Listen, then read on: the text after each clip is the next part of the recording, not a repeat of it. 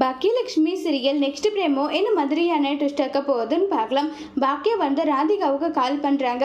ராதிகாவுக்கு கால் பண்ணால் Radhika phone attend பண்ணாமல் அமைதியாகவே இருக்காங்க. அங்கவே பக்கத்தில் உட்காந்துட்டு அமைதியாகவே இருக்காங்க. உடனே மறுபடியும் ராதிகாவுக்கு கால் பண்ணிகிட்டே இருக்காங்க.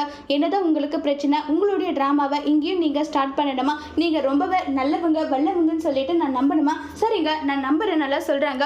நான் உங்களை நம்ப சொல்லி எல்லாம் சொல்லலை. உங்கள் புருஷன் அங்கே இருக்காருன்னா அப்போ நீங்களும் இங்கே தானே இருக்கணும். என்னுடைய ஃப்ரெண்டா நீங்க இந்த வீட்டுக்குள்ள வாங்க, நான் உங்களை பாத்துக்கிறேன்னு சொல்றாங்க. உங்க பேச்சை நம்பி வருவேன். உங்களுடைய மாமியார் என்ன வந்து கேவலமா நடத்துவாங்க.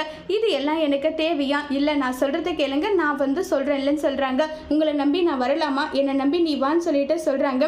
உடனே ராதிகாவும் வந்து இல்ல, உன்னை நம்பி நான் வரேன், இல்லைன்னா நிஜமாவே என்ன நடக்குன்றதே தெரியாது, நான் தான் சொல்றேன்ல, என்னை நம்பி நீ வாங்கன்னு சொல்லிட்டு சொன்னதும் உடனே ராதிகா பொட்டி பொடிக்க எல்லாம் ரெடி பண்ணிட்டு இருக்காங்க.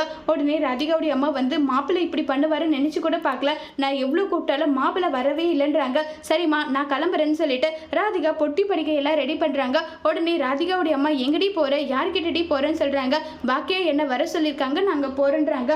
பாக்கியா உன்னை வர சொல்லி உன்னை அசிங்கப்படுத்த அவமானப்படுத்த தான் வர சொல்றா. நீ அவ கூப்பிட்டா போகணுமா? இல்ல, நான் கண்டிப்பா போவேன்னு சொல்லிட்டு ராதிகா அங்கிருந்து கிளம்பி போறாங்க. அதோட இந்த பிரமவை முடிச்சிருக்காங்க.